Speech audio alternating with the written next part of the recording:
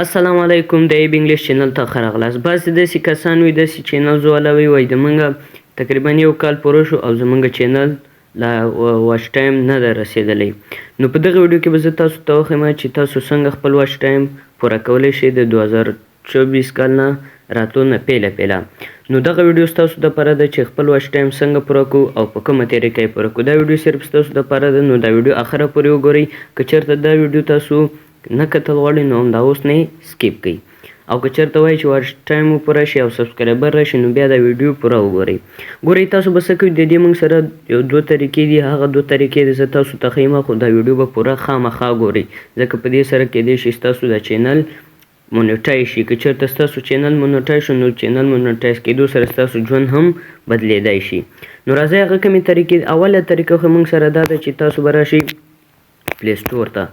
تاسو به راشئ پلی سټور ته. پلی سټور به دلته تاسو کلیک کیسی شو. پلی سټور مو اوپن کړو. پلی سټور مو چې اوپن کړو دلته به سرچ کوئ یوټیوب واچ ټایم. یوټیوب واچ ټایم.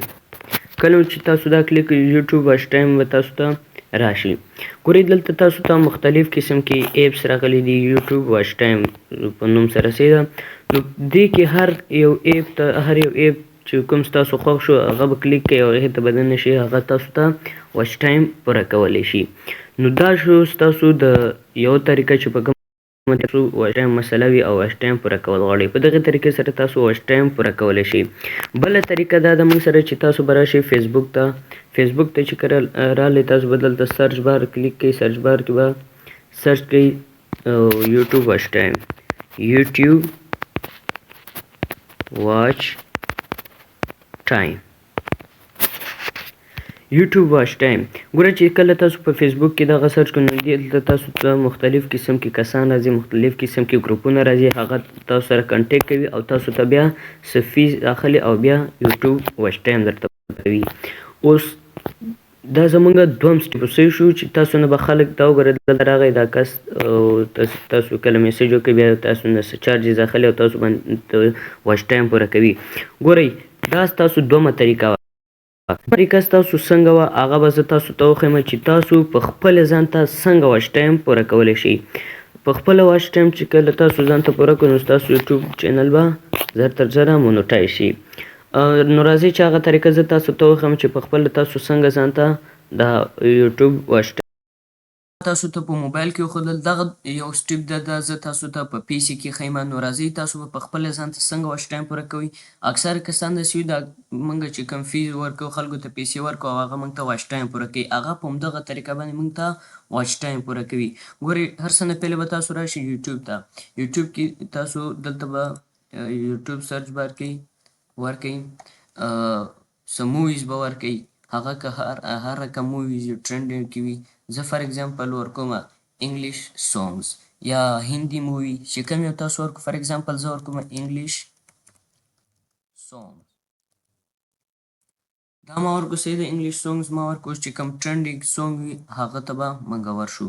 نو دغه طریقې باندې تاسو په خپل کور کې خپل ځان ته فری آف کاسټ واچ ټایم پوره کولی شئ. زه اوس هر څه پریکټیکلی درته ښیم چې څنګه تاسو کولی شئ چې واچ ټایم پوره کړئ. اوس ګورئ دا موږ سره ده ایډي شیرین. دا موږ سره د دې تقریبا 200 میلیون د ویوز راغلي دي. دې باندې 200 میلیون ویوز په دې سونګ باندې راغلي دي او 3 منټه د ټوټل.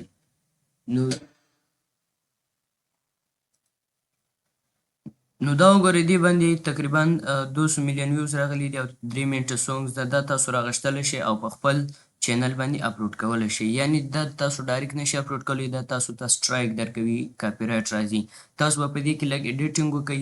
پیله سر کې به دا سونګ ولګوئ او اخر کې به بیا کیپ کټ کړئ، یو خپله ویډیو ورسره پوټ کړئ او یو ځای وکړئ. نو هغه کې تاسو ته بیا کاپي رایټ نه راځي. اوس ګورئ دا څنګه کیدلی شي. دلته موږ سره یو چینل ده صحیح ده، هغه په همدغه طریقه باندې شوې ده. نو زه به هغه چینل ته ورشم چې څنګه تاسو ته زه دا پریکټیکلي وښیم چې څنګه دا داسې کیدلی شي. اوس ګورئ دلته موږ دا چینل ده زموږ. دلته ګوره دغه سونګز اپلوډ شوی ده خو په دې باندې 1 ویوز راغلی، یو میاشتې کېږي صحیح ده. او بل دلته دا وګورئ هندي.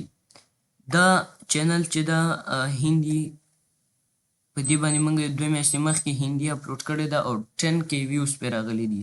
10K یعنې 10,000 ویوز راغلي، نو دې سره چې دا تقریبا په باندې 1 غنټه ده. دا چې نه دې سره یو نیم زر غنټې واچ ټایم پوره شوی ده.